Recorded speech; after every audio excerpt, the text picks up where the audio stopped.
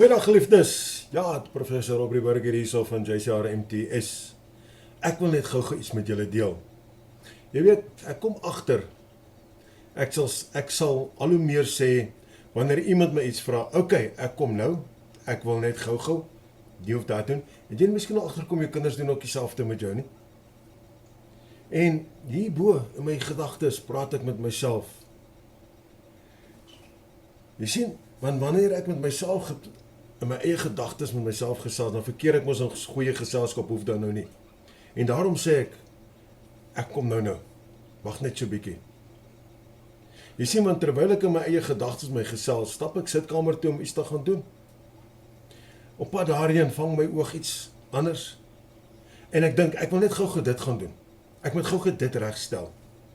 Teen die tyd dat ek hierdie net gou klaargemaak het ek alweer vergeet van die ander net gou. Dit wat ek voorgeroep was, of dit wat ek wou gaan doen het.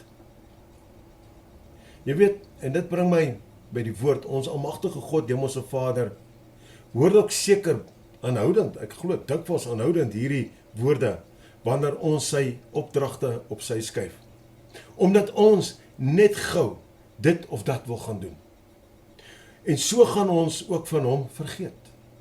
Want die vyand kom en hy, terwyl ons moet gaan doen wat God vir ons sê, sê ons, ek wil net gou, want terwyl ek so dan word my aandag mos afgetrek en dan gaan doen ek gou iets anders. Dan vergeet ek wat God wil gehad het ek moes doen.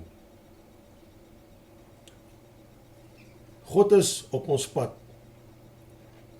God is saam met ons en as ons wegskuif en wegbeweeg, dink jy hy gaan vir ons wag as ons vir ons sê ek wil net gou iets anders te gaan doen? Dink jy ons is veronderstel om met alles te los en te doen wat hy sê nie?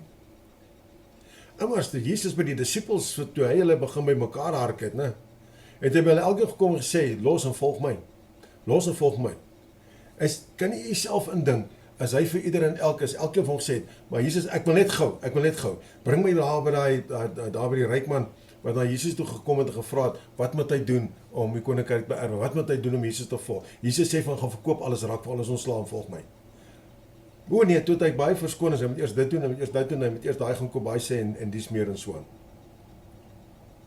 Geliefdes, wanneer die tyd van die wegraping kom, gaan daar nie vir ons gewag word nie. Ons weet teen hierdie tyd, dit gaan gou wees, dit gaan vinnig wees. Daar gaan nie 'n gewag wees nie. So ons moet hierdie, ek gaan net gou, ek kom nou, ek sal net nou, moet ons uit ons